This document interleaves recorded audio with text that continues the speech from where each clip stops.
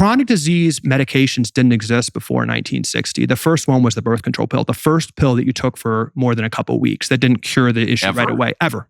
So in 1960, 0% of the medical budget was on chronic conditions. Well, we can talk about that. But 0% was chronic conditions. Today, 95% of spending is on chronic conditions. Because what the system realized is that they can take the trust engendered after World War II with antibiotics and various medical innovations that helped win that war, and then steer it towards chronic conditions. So by the 1970s, 30% of women in the United States were on Valium, a highly addictive drug. Physically addictive. Yeah.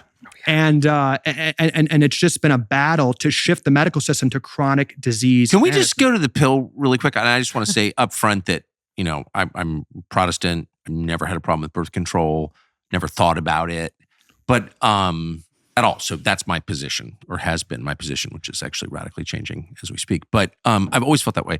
So I never really thought about it, but I always noticed that you were not allowed to criticize the pill. Period. Like that was not allowed in the world I grew up in. You could have all kinds of kooky opinions. You cannot criticize the birth control pill.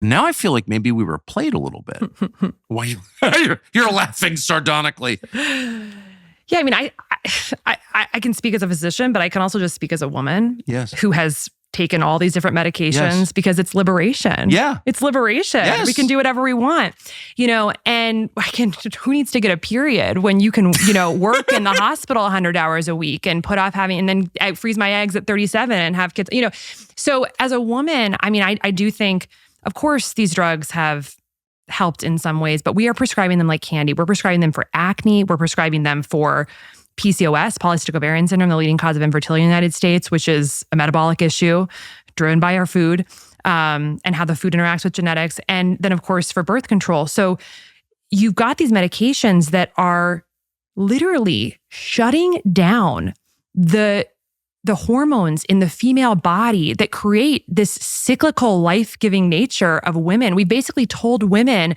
these hormones don't matter. Your ability to create the most miracle of any miracles, which is create life, just shut it down. There's no impacts.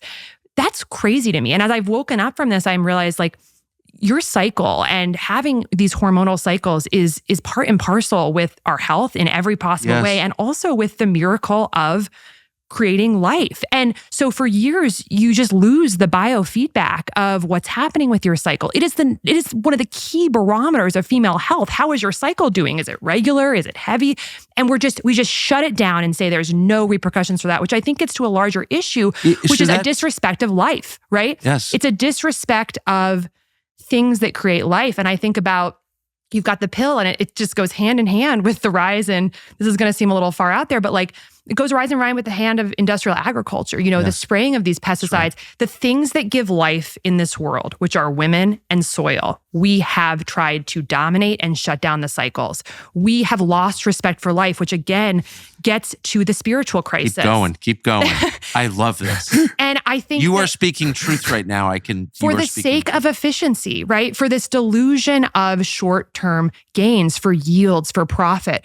But what we need to realize is that we live in an interdependent ecosystem that has to be harmonious, not dominated, which means gentler, And so by taking a hammer to women's hormones, taking a hammer to pests, what we've done is we are destroying the things that give us life in this country. And that is, I think, part of the root cause of why things feel so dark right now, because it's bigger than all of this. We are actually turning our back on life. Does it surprise you that all of this happened within 20 years of developing the atom bomb? No. And I mean, speaking of that, I think it's really interesting to think about the relationship between war and what's happening. 100%. So where did all these pesticides that have destroyed our life-giving soil and are creating a fragile food system, which is going to create a food crisis at some point, where did they all come from? Nazi Germany, right? So Hitler was developing chemicals of war and trying to create agriculture solutions to create more food yields for Germany. And some of these pesticides, these organophosphate chemicals, were turned directly into sprays that we're putting on all our food. The interrelationship between Nazi Germany and what's being sprayed on every piece of food in the United States is deeply linked, and we need to think about that. Right. 15% of one other thing I just want to say, this is being federally subsidized by the government through the farm bills. We haven't spoken about the farm bills, but you think about this funneling of money that's happening and how the government in a way is working against us. And I don't think it's nefarious at all. I think people just don't understand. We've talked to so many Congress people. They just don't understand the health effects of all these things that are happening, of the processed foods. And, everyone likes their Oreos. So it's a tough issue because we're addicted. But the farm bills are making all these unhealthy foods cheaper. They federally subsidize commodity crops, which are turned into processed food. So this is the corn, the soy, the wheat, making these foods artificially cheaper. So this is why, people say, this is where the social justice piece comes into it. It is, in many ways, it is much harder as a poor American to buy food that is not poisoned because our government is making the poisoned food cheaper. What is happening? We don't even... It's not a free market. It's not a free market at work. This is not a free market. It's rigged. It's rigged against poor people. And so there's nothing conservative about what's happening. And totally President Trump is calling this out. Yes. RFK is obviously calling this out.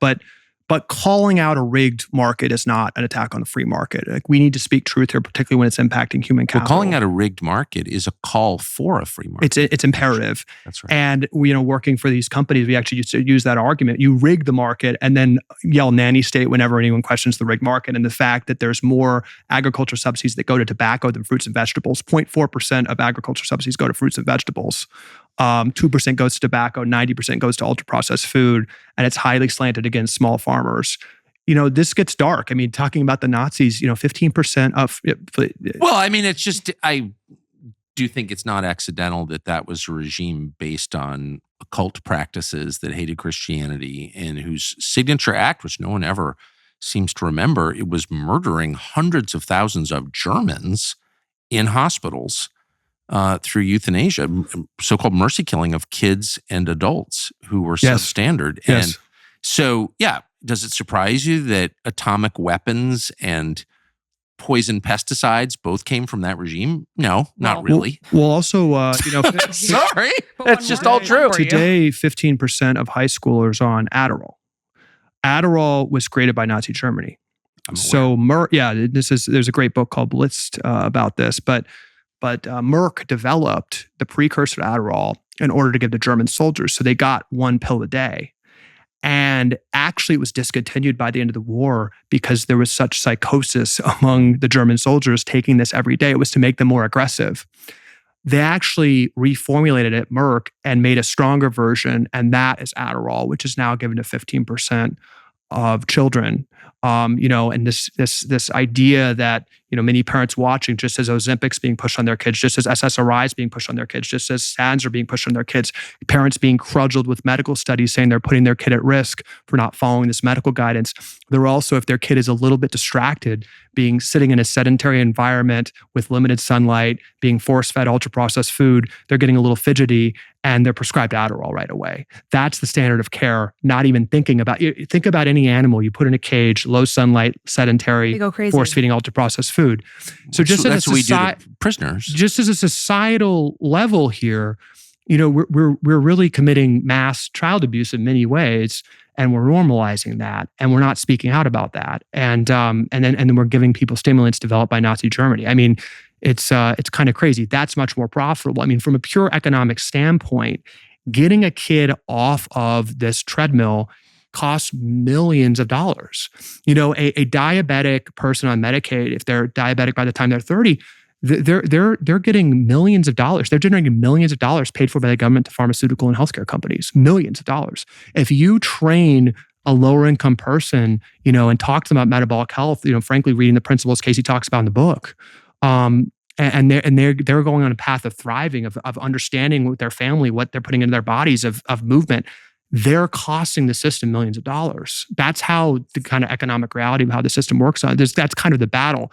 Getting to your point about how people let this happen on doctors, I think the brilliance of the systemic design is the most revered people in our society are basically able to keep up this system. They're able to have their fancy studies that really just take responsibility for managing the diseases instead of curing, right? They censor. I had a call when I attacked the dean of Tufts Nutrition School, the most prominent nutrition researcher in the country, Dariush Mozaffarian.